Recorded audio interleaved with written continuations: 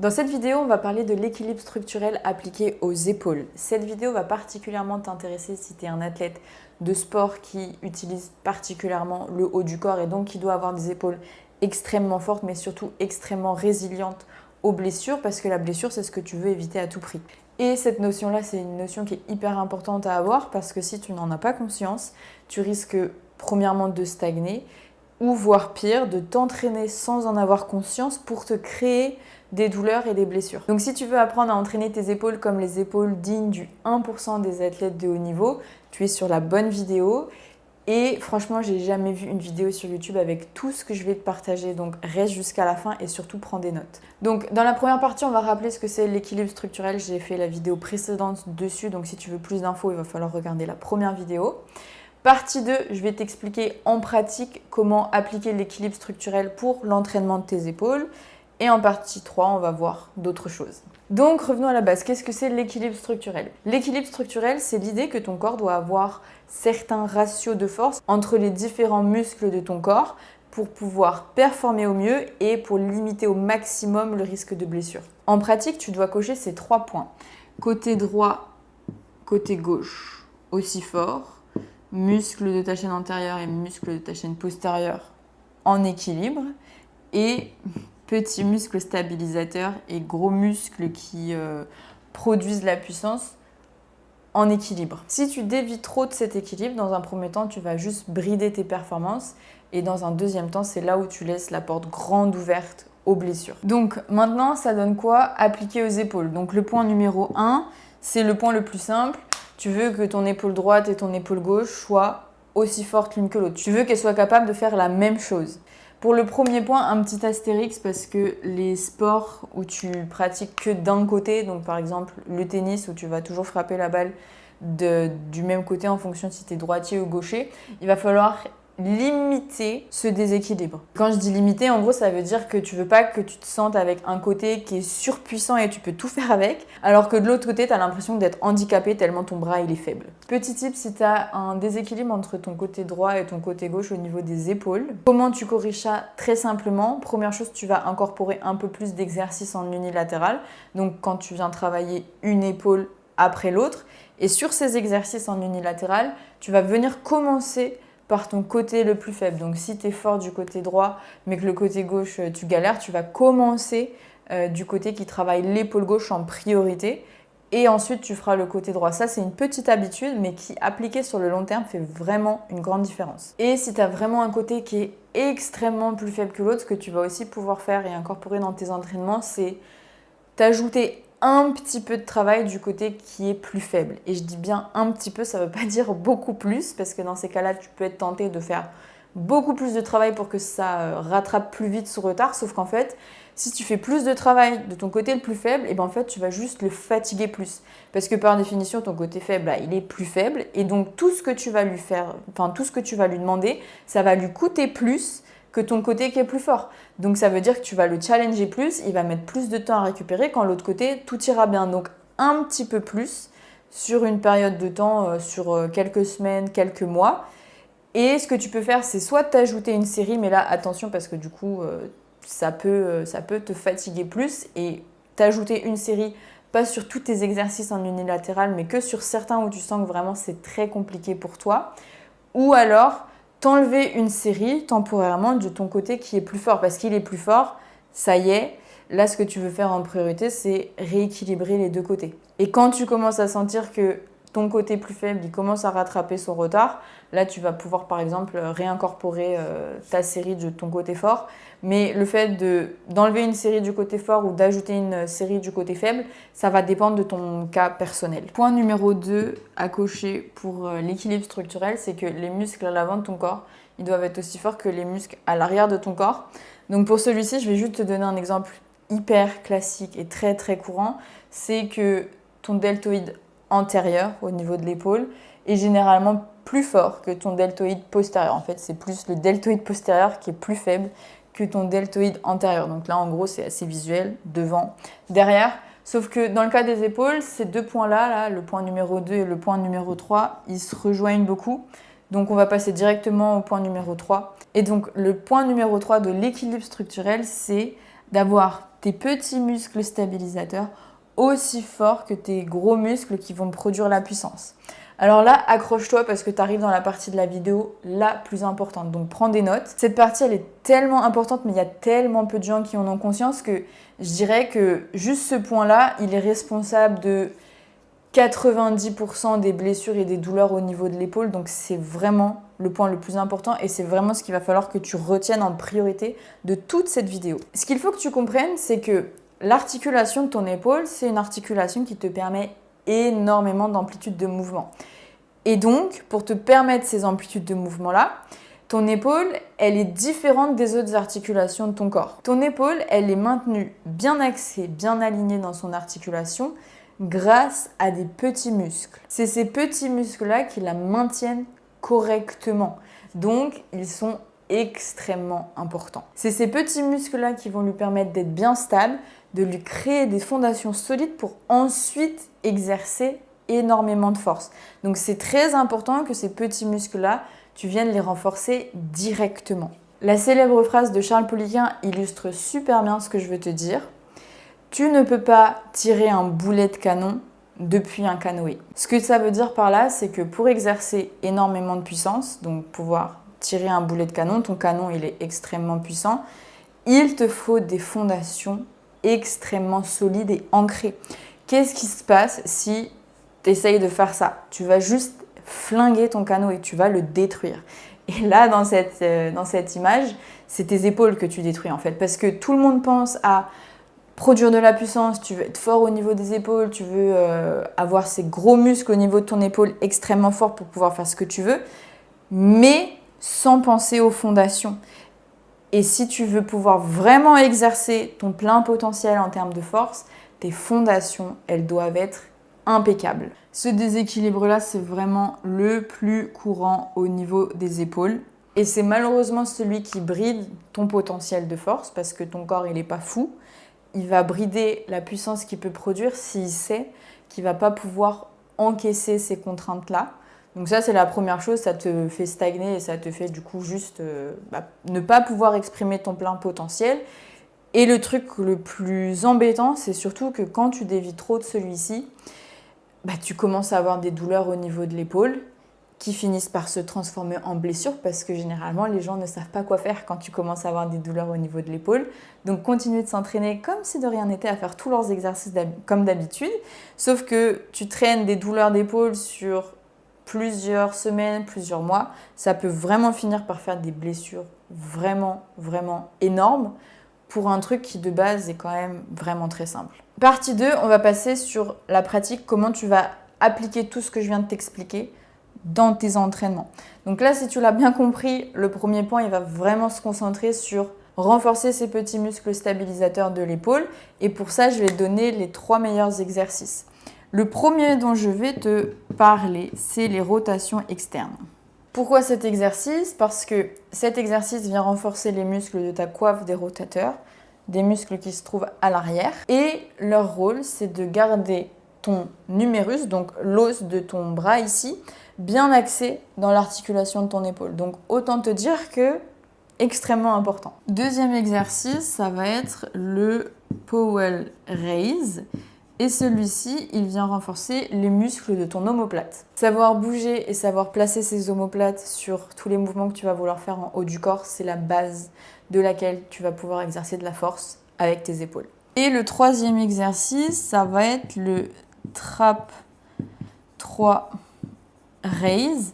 Et ça, c'est aussi un des exercices qui va venir stabiliser ton omoplate en venant renforcer un des muscles vraiment extrêmement faible, c'est ton trapèze inférieur. Et celui-ci, c'est vraiment un muscle qui prend très cher de par notre position dans notre vie de tous les jours. On est toujours un peu comme ça, voûté vers l'avant. C'est un muscle qui devient très faible parce que du coup, très peu entraîné. Et un exercice bonus que je vais te donner, c'est le pull-over. Donc celui-ci, il ne vient pas renforcer directement les petits muscles qu'on a vus plus tôt, mais c'est un super exercice parce qu'il vient renforcer tes épaules en flexion et ça vient parfaitement contrebalancer nos postures où je te disais qu'on est toujours comme ça, voûté. Celui-ci, il va venir ouvrir tes épaules et te faire gagner en mobilité thoracique. Donc vraiment, génial aussi. Ça, c'est vraiment les 4 exercices par lesquels je jure pour les épaules. Et si tu as déjà regardé un peu des vidéos de ma chaîne, je les présente tout le temps, les 4 ensemble. Cette vidéo, c'est pas une vidéo démo où je vais t'expliquer comment faire ces exercices-là.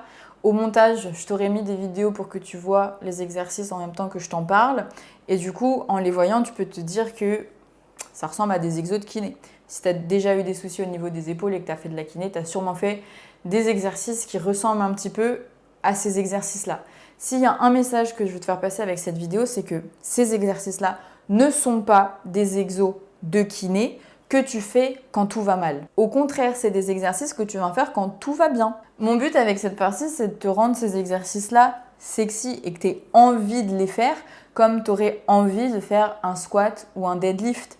Parce que le but de ces exercices-là, ça va être non seulement de les faire et d'y prendre goût, mais surtout les travailler avec autant d'intensité que tu ferais un squat ou un deadlift.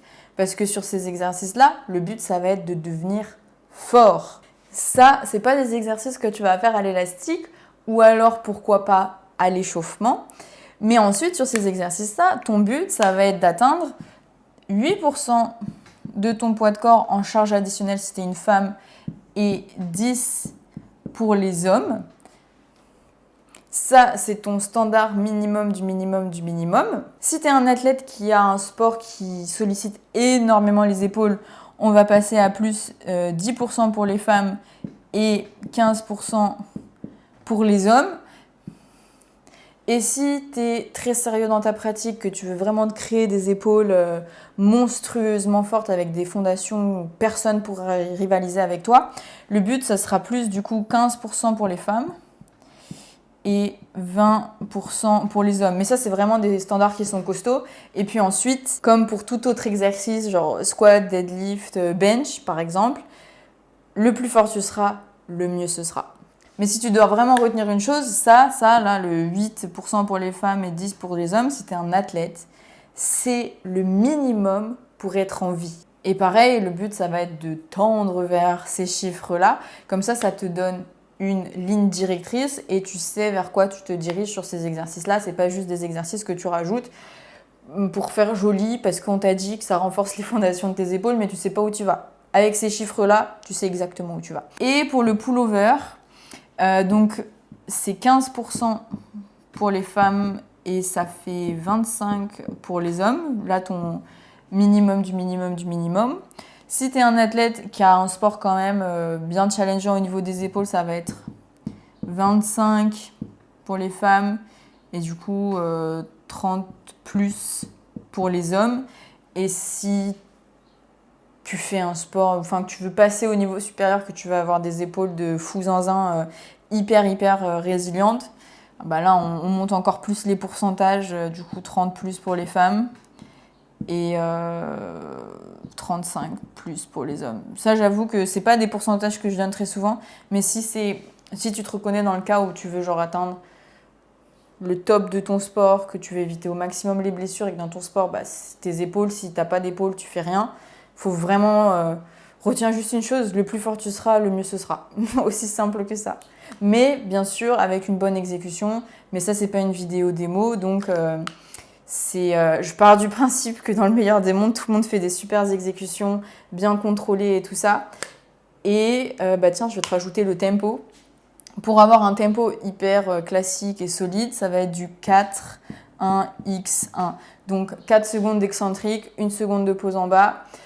Tu remontes le plus rapidement possible et 1 seconde de pause en haut. Ça, c'est vraiment un tempo extrêmement strict. Et si tu arrives à faire ces mouvements-là bien exécutés avec un sacré tempo et avec des belles charges, tes épaules se porteront bien. Et une petite aparté pour tes rotations externes, c'est un exercice qui est super important quand tu fais du bench. Et du coup, si tu es un bench spécialiste, donc le mouvement du développé couché, si tu es un spécialiste de ce mouvement-là et que ton but, c'est d'avoir le plus gros bench possible, là, on passe à du coup 10% de ton 1 RM bench. Mais ça, c'est un cas particulier, si ton but, c'est de bencher le plus possible. Et pour la fourchette de répétition, donc ce que je te conseille pour ces exercices, même le pullover, c'est entre 12 reps et 6 reps. Donc ça fait un peu du simple au double, mais en gros je t'explique. Si tu n'as jamais fait ces exercices-là, je te conseille d'être proche des 12 reps, donc alterner entre 12 et 8 reps. Le but, c'est pas toujours de faire le même nombre de répétitions, ça t'as compris. Mais du coup, rester sur un peu plus de volume quand tu commences pour vraiment bien faire les exercices et voilà, t'assurer que tu engranges des répétitions pour bien faire le mouvement et laisser le temps à ces muscles de commencer à se renforcer et de gagner en muscle sur ces exercices-là, gagner en force et gagner en muscle. Une fois que ça fait déjà quand même plusieurs mois que tu fais ces exos-là, tu peux descendre aux alentours des 6 reps. Là, les 6 reps, voilà, comme ça tu peux te challenger, tu peux mettre un peu plus de charge que ce que tu aurais l'habitude de faire avec plus de volume. Et si ça fait vraiment du coup des années que tu fais ces exercices-là, comme dans mon cas, tu peux descendre occasionnellement entre 5 et 3 reps. Mais occasionnellement. Parce qu'il n'y a pas beaucoup de... Enfin, il n'y a pas de bénéfice à descendre très bas. À, par exemple 3, 2 ou 1 rep. Faire un 1 RM de ces exercices-là, il n'y a pas d'intérêt à faire ça. Par contre, occasionnellement, ce que tu peux faire, c'est baisser ton nombre de reps pour aller chercher les charges du dessus en fait. Parce que vu que c'est des exercices qui viennent renforcer des petits muscles au niveau de tes épaules, en salle de sport, tu as genre si tu as de la chance dans ta salle, tu as 1, 2, 3, 4, 5 kilos, etc. Mais du coup, ça passe directement plus 1 kilo. Sur un gros mouvement comme un squat ou un deadlift, niveau proportionnel comparé à ton 1 RM, ça fait pas beaucoup de pourcentage en plus. Par contre, comparé à ces exercices-là où c'est des petits muscles qui travaillent, plus 1 kg, ça fait directement beaucoup plus en termes de pourcentage. Donc c'est pour ça que de temps en temps, si tu baisses les reps, ça te permet de prendre l'haltère du dessus, te challenger un peu plus, mais voilà. Toujours en t'assurant que tu es quand même une exécution correcte. Tu veux pas faire des exos dégueulasses, surtout sur peu de reps, surtout sur ces exercices-là, vraiment, ça n'en vaut pas la peine. Voilà pour ces exercices-là, si j'ai pas réussi à te convaincre de les faire, je suis désolée, mais là je peux plus rien pour toi. Ils sont juste trop importants et je pense que là, avec ce que je t'ai expliqué, tu as bien compris le truc et tu as bien assimilé l'information comme quoi, dès ta prochaine séance en haut du corps, tu me rajoutes au moins un de ces 3 exercices pour commencer à les faire, commencer à y prendre goût et commencer à les mettre comme un réflexe dans ta séance. Et j'anticipe une question, si tu es un athlète qui est blessé au niveau des épaules, qui regarde cette vidéo et qui te demande est-ce que moi aussi je peux les faire, est-ce que je peux les faire? Oui, la réponse est oui, tes épaules te supplient de les faire. Si tu as bien compris, il y a de très grandes chances que tu sois blessé, que tu aies mal aux épaules à cause du fait que tu ne faisais pas ce genre d'exercice-là.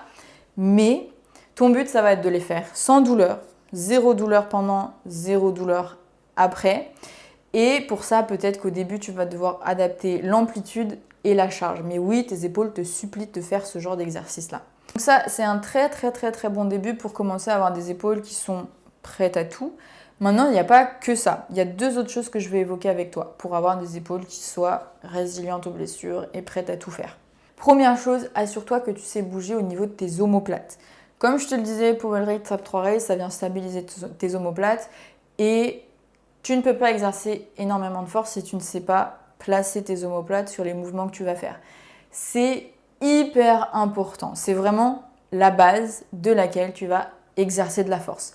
Donc, dans un premier point, je te dirais, fais tous les exercices qui s'appellent scapular.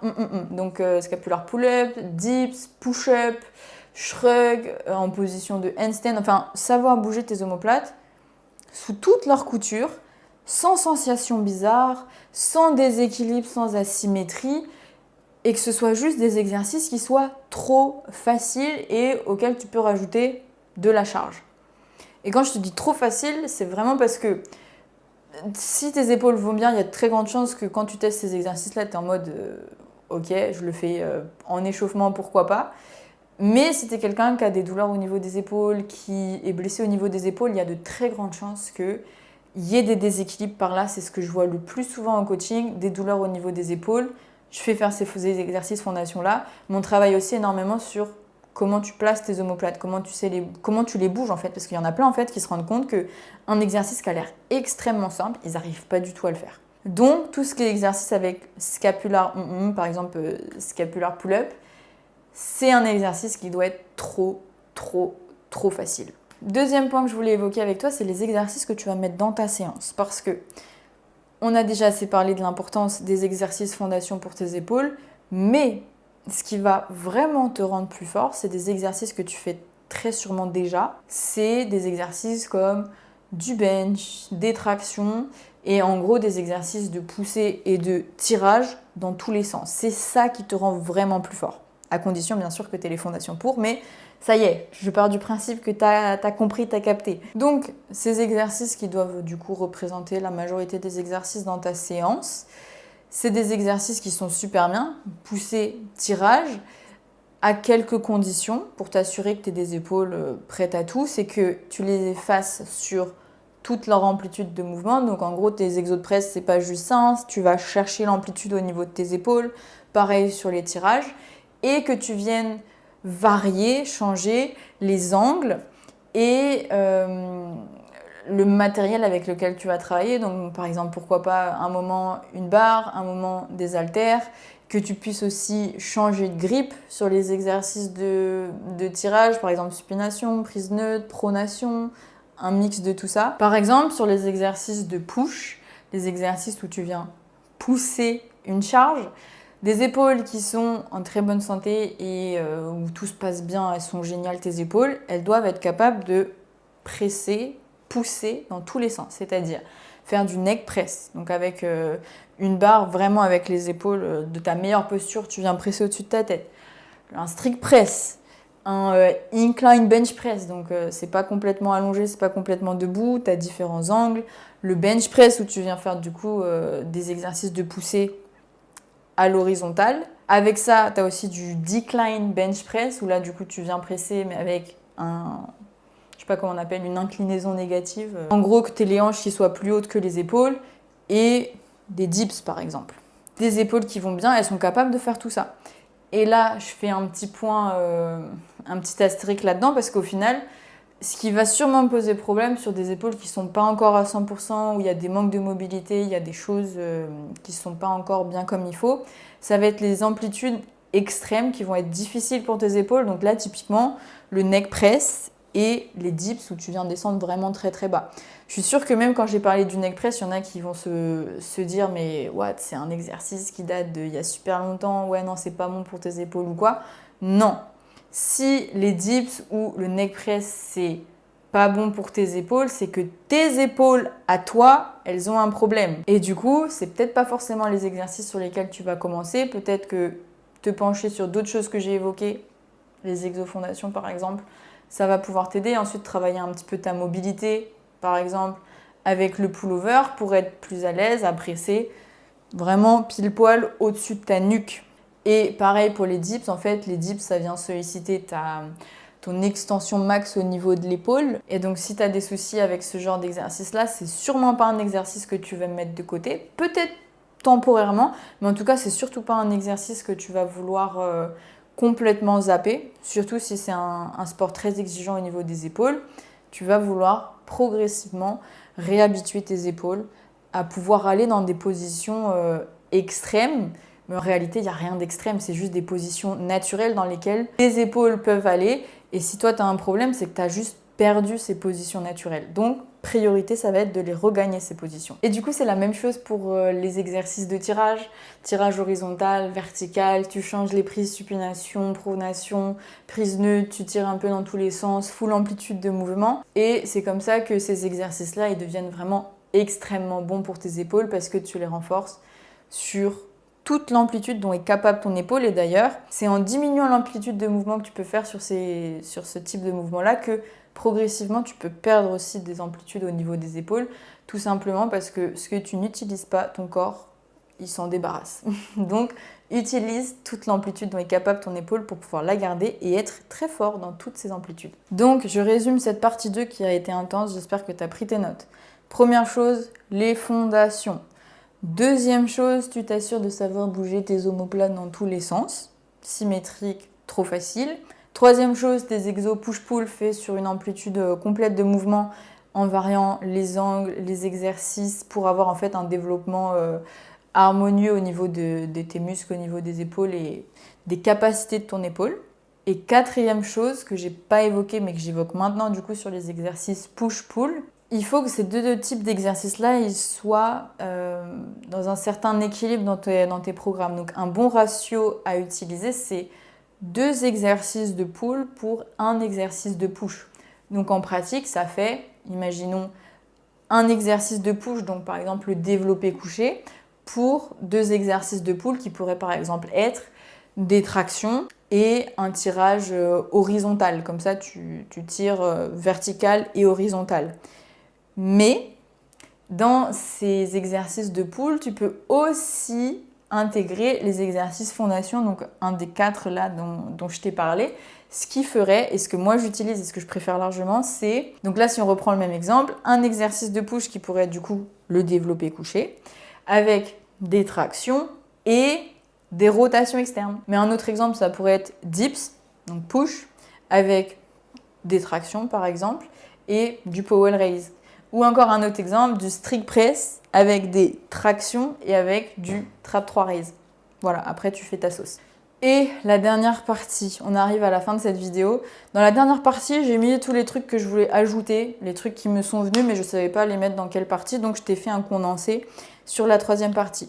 Le premier, une erreur que j'ai fait moi-même quand j'ai commencé à vouloir être forte en haut du corps et que je vois encore énormément de gens faire. Ça va paraître très logique si tu as bien compris toutes les premières parties, mais c'est que quand tu commences à avoir des douleurs au niveau de l'épaule, tu te dis ok, douleur égale mes épaules sont faibles. Donc, quoi faire? Il faut que je renforce mes épaules. Sauf que là, si toi tu cherches de ton côté sur internet ou même que tu vas voir par exemple un coach et tu lui dis j'aimerais avoir des épaules qui sont plus fortes, ce qu'il va te faire s'il ne pose pas de questions et juste s'il ne sait pas en réalité, c'est qu'il va te faire des exercices push-pull. Donc comme je te disais par exemple, des presses au-dessus de la tête, des benches, des tractions, des push-ups, des rows. En gros, des exercices de tirage et de poussée dans tous les sens. Sauf que ça va empirer tes douleurs au niveau de l'épaule tout simplement parce qu'en fait, tu es en train de creuser ton déséquilibre. Généralement, quand tes épaules elles commencent à être douloureuses, c'est que ces petits muscles, ils ont été oubliés et négligés. Donc si toi tu te dis renfort épaules parce que mes épaules sont faibles et du coup c'est pour ça qu'elles sont douloureuses et que tu renforces les gros muscles, t'es pas du bon côté de l'équation. Point numéro 2, une épaule qui est forte et saine et tout ce que tu veux, elle est capable de faire un single arm dead hang. Donc ça veut dire se suspendre à une barre à une main et que du coup tous les tissus au niveau de ton épaule ils soient capables de porter le poids de ton corps à une épaule, à un bras. Ça c'est une capacité de base, c'est tellement basique qu'au final je te l'ai même pas dit dans la base de la base parce qu'en fait juste pouvoir te suspendre c'est le prérequis pour par exemple ensuite faire des tractions, pour pouvoir faire ensuite des scapula pull-up, enfin ça va même dans ce sens là, c'est d'abord, tu arrives à te suspendre sans douleur. Ensuite, tu rajoutes le travail au niveau des omoplates, par exemple, sur des scapular pull-up. Et à partir de là, tu travailles, par exemple, sur des tractions. Mais ça, c'est tellement basique que là, si tu testes cet exercice et tu te rends compte que tu peux pas faire ça sans avoir de douleur à l'épaule, là, je parle pas de gêne au niveau de la main, mais c'est que là, tes épaules, elles sont vraiment en PLS. Il va vraiment falloir faire quelque chose parce que c'est la base de la base, ça. Point numéro 3, quand mettre les exercices fondation dans la séance. À quel moment dans ta séance tu veux mettre les rotations externes, les powell raise, les trap 3 raise et le pull-over? Là, il y a 2 réponses possibles. Si tes épaules sont impeccables et que tu regardais cette vidéo juste pour avoir encore plus d'infos et peut-être pour savoir quoi faire de plus avec tes épaules, ces exercices-là, tu me les mets en fin de séance. Et d'ailleurs, les pourcentages de poids de corps, du coup de charges que tu vas faire sur ces exercices-là avec le tempo, c'est des charges que tu vas être capable de soulever à la fin d'une grosse séance haut du corps où tu as fait tous tes exercices, traction, bench, tout ça. Ça, c'est le premier cas. Si tu sais que tes épaules, elles sont pas à 100%, que parfois elles t'embêtent, que tu as des douleurs de temps en temps, mais que tu trouves que voilà, c'est acceptable, tu peux quand même t'entraîner et tu adaptes certaines choses, tu mets ces exercices-là en priorité. Du coup, ça peut te faire comme un gros échauffement. Et du coup, avant de commencer tous tes exercices, et bah, par exemple, tu vas te faire 3 séries de rotation externe et 3 séries de power raise. Et tu vas voir que même en faisant ces exercices-là avant, tu vas voir que ta séance, ça va même mieux se dérouler que si tu avais fait ton échauffement peut-être classique. Parce qu'au final, ces exercices-là, tu viens les mettre en premier, mais toi, tu as une vision long terme, tu vas vouloir progresser en force dessus. Donc, de 1, tu vas vraiment bien t'échauffer pour ta séance et tu vas te sentir bien ensuite sur ta séance. Mais en plus, tu vises long terme pour qu'ensuite, ces exercices-là, tu n'aies plus besoin de les mettre en priorité. Parce que ça, il y en a plein qui font un gros échauffement haut du corps parce qu'en fait, sans ça, sans un gros échauffement haut du corps, au niveau des épaules, ils ne peuvent pas faire leur séance comme ils veulent, sans douleur ou quoi. Ça, c'est pas normal du tout. C'est vraiment pas normal. C'est un des premiers signes très subtils que tes épaules elles sont en train de te dire, en fait, il y a un truc qui va pas. Donc, remplace tes exos à l'élastique que tu fais dans tous les sens pendant 20 à 30 minutes par ces exercices-là et tu verras que progressivement, tu auras moins besoin d'échauffement et que ta séance se passerait bien et que tu pourras même mettre ensuite ces exercices-là à la fin, après tes gros exercices en haut du corps que tu as fait. Ça, c'était le cas intermédiaire. Le troisième cas, c'est tu es en PLS, tu peux même plus faire tes séances comme tu veux, tu as des douleurs, etc.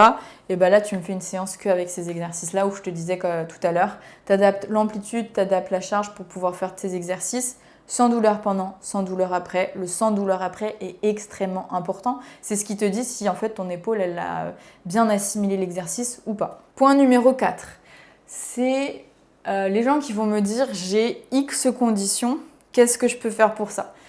Et par là, je vais entendre j'ai une bursite, j'ai une capsulite, j'ai une inflammation de je sais pas quoi, j'ai de l'arthrose, j'ai un conflit sous-acromial, j'ai tout ce que tu veux, tous les termes médicaux qu'on a posés sur tes douleurs d'épaule et les gens qui viennent me dire qu'est-ce que je peux faire pour ça. En fait, quand tu arrives à ce point-là, c'est que quand tu as des dégâts qui se voient sur une image, qu'on voit qu'il y a eu X dégâts au niveau de ton épaule et que du coup on te dit oh bah t'as cette condition-là, c'est que ça fait vraiment longtemps, ça fait vraiment très longtemps que ton épaule elle compense dans tous les sens et que du coup elle a fait du mieux qu'elle pouvait, mais à un moment donné t'as tellement dévié de son équilibre naturel que il y a des dégâts au niveau de l'épaule. Ça veut pas dire qu'il faut perdre tout espoir et que tes épaules elles sont finies, non, pas du tout, parce que ne sous-estime pas le pouvoir qu'a ton corps de s'adapter, mais de s'adapter quand tu lui donnes les bonnes choses. Donc là, en fait, si tu comprends, toutes les conditions que tu évoques, en fait, tout ton problème personnel, par exemple, j'ai une bursite, au final, c'est que la conséquence de déséquilibres qui ont duré dans le temps, en fait, pendant des mois, voire même des années, et qui se sont progressivement empirés. Et du coup, si tu comprends que tout ça, tous ces problèmes-là, en fait, de base, ils arrivent parce qu'il y avait beaucoup de déséquilibre, et ben comment tu viens réinverser tout ça? Et ben tu viens remettre un peu plus d'équilibre. Et un bon endroit où commencer, c'est toujours ces exofondations, réapprendre à bouger tes omoplates et venir remettre de l'équilibre là où ton épaule elle a perdu cet équilibre-là et c'est pour ça que ça fait un pétrin monstrueux dans lequel tu as l'impression que tu t'enfonces de plus en plus. Et cinquième et dernier point, je vais te parler des gens qui te font peur de faire certains mouvements avec tes épaules. Et par des gens, je sous-entends des personnes du corps médical, ça peut être médecin, ça peut être kiné, ça peut être ostéo, ça peut être chiro, ça peut être masseur. Enfin, tous ces gens de cette sphère-là, s'ils te font peur de faire certains mouvements avec tes épaules et qu'ils te disent qu'il faut absolument plus les faire, que tu oublies, que tu vas te flinguer les épaules, etc. et que c'est fini genre à vie, à jamais, ces personnes-là, il faut les fuir. Et je suis très catégorique sur ça parce que aucun mouvement n'est mauvais. Vraiment. Aucun mouvement n'est mauvais au niveau des épaules. Par contre, tout est une question d'équilibre, de proportion, de progressivité, de force, de mobilité. Parce que mon problème avec ces gens-là qui te font peur de faire certains mouvements et en gros te disent ne les fais plus jamais, c'est que le problème justement, c'est de ne plus jamais faire ces mouvements-là. La réponse, elle est jamais dans l'évitement. S'il y a une amplitude particulière qui te fait mal, c'est ton épaule qui essaye de se protéger parce que toi, tu n'as pas fait ce qu'il fallait. Et un petit mot quand même, parce que je t'ai souvent dit en mode si t'as un problème, en gros, c'est toi le problème. Mais mon but avec cette vidéo-là, c'est pas de te culpabiliser, c'est de remettre le pouvoir entre tes mains. C'est toi qui peux faire quelque chose. Il va falloir apprendre des choses, ça va pas être cool parce que si tu as des douleurs et des gènes au niveau de l'épaule, bah, c'est tout sauf joyeux. Mais tu as le pouvoir, toi, tu as le pouvoir de faire quelque chose. Donc c'est plus en mode, c'est toi qui as un problème, mais c'est en gros, c'est toi qui peux le résoudre aussi, quoi. Et je finirai cette vidéo par cette phrase. C'est tellement simple de compliquer les choses, alors que les choses peuvent être tellement simples. C'est facile de compliquer les choses parce que les êtres humains sont impatients. Parce que tu te dis que ça devrait aller plus vite, alors que des choses simples, appliquées sur une longue période de temps, très peu de gens sont capables de faire ça, et pourtant c'est ce qui fonctionne vraiment. Voilà pour cette vidéo, j'espère que ça t'aura plu. C'était une vidéo qui était assez longue parce qu'il y avait beaucoup de choses à détailler, et c'est pour ça qu'au début je t'ai dit que fallait prendre des notes, et j'ai jamais vu ça sur YouTube parce que je t'ai donné tellement de valeur. Il y a des gens qui font payer des centaines, voire même des milliers d'euros pour apprendre ce genre de choses. Donc pose-moi tes questions en commentaire si tu en as. Pense à t'abonner pour ne pas louper les prochaines vidéos qui du coup traiteront de l'équilibre structurel mais appliqué à d'autres endroits du corps, d'autres articulations. Et en attendant, passe une bonne journée.